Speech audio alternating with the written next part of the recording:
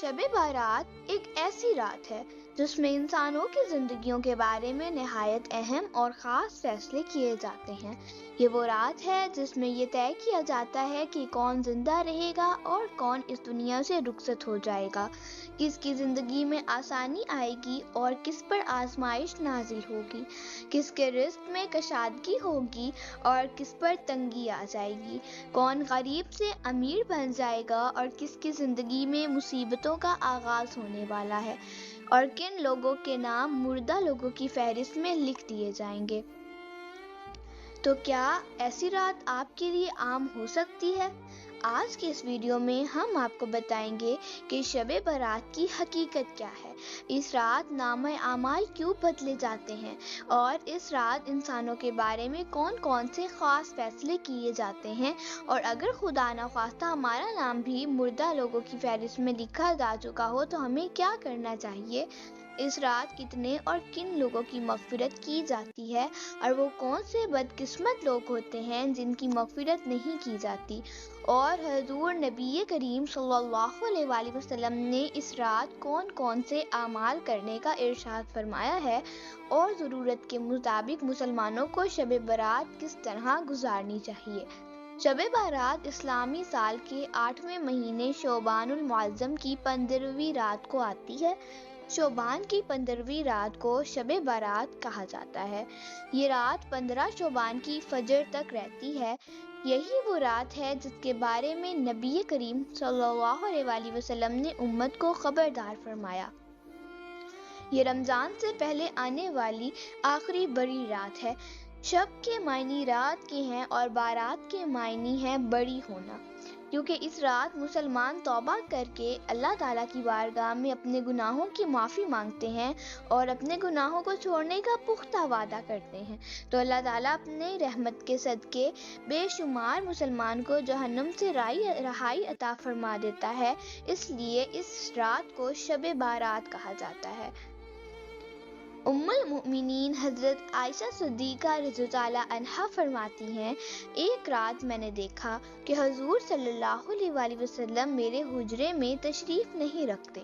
میں آپ صلی اللہ علیہ وآلہ وسلم کو تلاش کرتے ہوئے جنت البقیع پہنچ گئی۔ وہاں کا منظر بہت عجیب تھا۔ میں نے دیکھا کہ حضور صلی اللہ علیہ وآلہ وسلم قبرستان میں تشریف فرما ہیں، سر جھکا ہوا ہے، ہاتھ اٹھے ہوئے ہیں، لبوں پر دعا ہے اور دل میں امت کا درد۔ یہ وہ جگہ تھی جہاں وہ لوگ آرام کر رہے تھے جو کبھی ہمارے جیسے زندہ تھے، ہنستے تھے، بولتے تھے، دنیا میں مصروف تھے، مگر آج خاموش قبروں میں سو رہے ہیں۔ حضور صلی اللہ علیہ وآلہ وسلم اپنی امت کے لیے دعا فرما رہے تھے، اللہ سے مغفرت مانگ رہے تھے، ان لوگوں کے لیے بھی جو قبروں میں ہیں اور ان کے لیے بھی جو ابھی زندہ ہیں مگر غفلت میں ہیں۔ مجھے دیکھ کر فرمایا، اے عائشہ، کیا تم نے یہ سمجھا کہ اللہ کا رسول تم سے زیادتی کرے گا؟ میں نے عرض کیا، یا رسول اللہ، میں نے سمجھا شاید آپ کسی اور ازواج مطہرات کے حجرے میں تشریف لے گئے ہوں گے۔ فرمایا، آج شعبان کی 15ویں رات ہے، یہ شب بارات ہے۔ اس رات اللہ تعالیٰ بے شمار بندوں کی مغفرت فرماتا ہے۔ میں چاہتا ہوں کہ میری امت کو موت یاد رہے، قبروں کا انجام یاد رہے اور وہ اللہ کی طرف پلٹ آئے۔ اس رات اللہ تعالیٰ آسمان دنیا پر نزول فرماتا ہے اور قبیلہ بنو کلب کی بکریوں کے بالوں سے بھی زیادہ لوگوں کو جہنم سے نجات عطا فرماتا ہے۔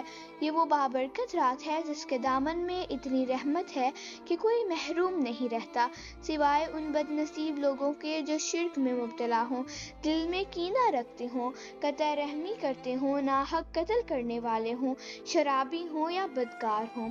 شب بارات فرشتوں کے لیے عید کی رات ہے۔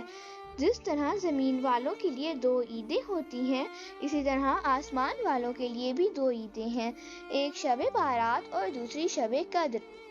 اللہ تعالیٰ قرآن پاک میں ارشاد فرماتا ہے، قسم ہے اس روشن کتاب کی، ہم نے اسے ایک بابرکت رات میں نازل کیا، اس رات میں ہر حکمت والا کام بانٹ دیا جاتا ہے۔ مفسرین فرماتے ہیں کہ اس رات آنے والے سال میں پیدا ہونے والوں کے نام لکھے جاتے ہیں، مرنے والوں کے نام لکھے جاتے ہیں، لوگوں کے اعمال اٹھا لیے جاتے ہیں اور رزق تقسیم کر دیا جاتا ہے۔ اس رات ملک الموت کو ایک فہرست دی جاتی ہے اور حکم دیا جاتا ہے کہ جن لوگوں کے نام اس فہرست میں ہیں ان کی روحیں مقررہ وقت پر قبض کرنی ہیں۔ یہی ہے فیصلوں کی رات۔ لوگ اپنی دنیا میں مگن ہوتے ہیں، کوئی شادی کی تیاری میں ہوتا ہے، کوئی کاروبار بڑھانے میں، اور اسے خبر نہیں ہوتی کہ اس کا نام مرنے والوں کی فہرست میں لکھا جا چکا ہے۔ شب بارات ہمیں یہ پیغام دیتی ہے کہ زندگی ہمارے اختیار میں نہیں، موت یقینی ہے اور اللہ کی رحمت سب سے بڑی ہے۔ اس رات کو کوئی خاص عبادت فرض نہیں، لیکن نفلی عبادت، نفل نماز، قرآن کی تلاوت، ذکر اور دعا ضرور کرنی چاہیے۔ یہ رات بخشش کی رات ہے۔ عبادت گھر میں بھی ہو سکتی ہے، مسجد میں بھی، اور اللہ کی یاد ہر جگہ ممکن ہے۔ قبرستان جانا فرض نہیں، لیکن وہاں جانا دل کو نرم کرتا ہے، غرور توڑتا ہے اور انسان کو انجام یاد دلاتا ہے۔ آخر میں یہی پیغام ہے کہ شاید یہ ہماری آخری شب بارات ہو، لہٰذا توبہ کرو، اللہ کی طرف پلٹ آؤ اور اس رات کوئی ایسا کام نہ کرو جس سے اللہ اور اس کے رسول ناراض ہوں۔ اللہ ہمیں اس بابرکت رات کی قدر کرنے کی توفیق عطا فرمائے، آمین۔